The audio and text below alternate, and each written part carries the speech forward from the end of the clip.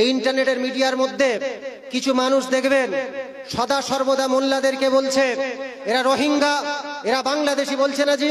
এ সমস্ত মুসলমানদের নাম এই নির্বাচন কমিশন, ইলেকশন কমিশন তার রোলে ড্রাফট রোলটে নাম তাদের খসড়া নির্বাচনে যাদের খসড়া নাম তালিকায় দেবে বা ফাইনাল লিস্টে নাম আসবে, কিন্তু এই মুসলমানদেরকে আর কখনোই যেন রোহিঙ্গা আর বাংলাদেশি না বলা হয়, এটা তোমাকে অন মাইক ফেসবুকে ইন্টারনেটে তোমাকে প্রতিশ্রুতি দিতে হবে জি।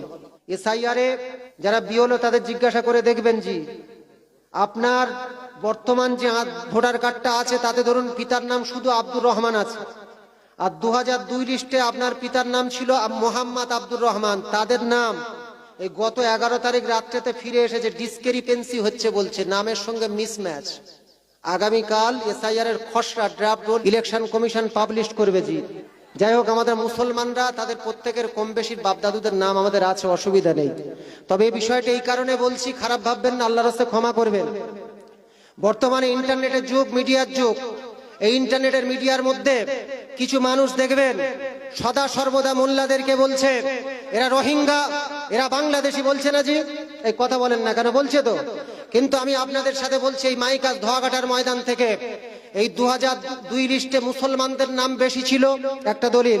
আগামীকাল ড্রাফট লিস্ট প্রকাশিত হবে, পাবলিশ হবে, তাহলে যে সমস্ত মুসলমানদের নাম এই নির্বাচন কমিশন, ইলেকশন কমিশন তার রোলে ড্রাফট রোলটে নাম তাদের খসড়া নির্বাচনে যাদের খসড়া নাম তালিকায় দেবে বা ফাইনাল লিস্টে নাম আসবে, কিন্তু এই মুসলমানদেরকে আর কখনোই যেন রোহিঙ্গা আর বাংলাদেশি না বলা হয়, এটা তোমাকে অন মাইক ফেসবুকে ইন্টারনেটে তোমাকে প্রতিশ্রুতি দিতে হবে জি।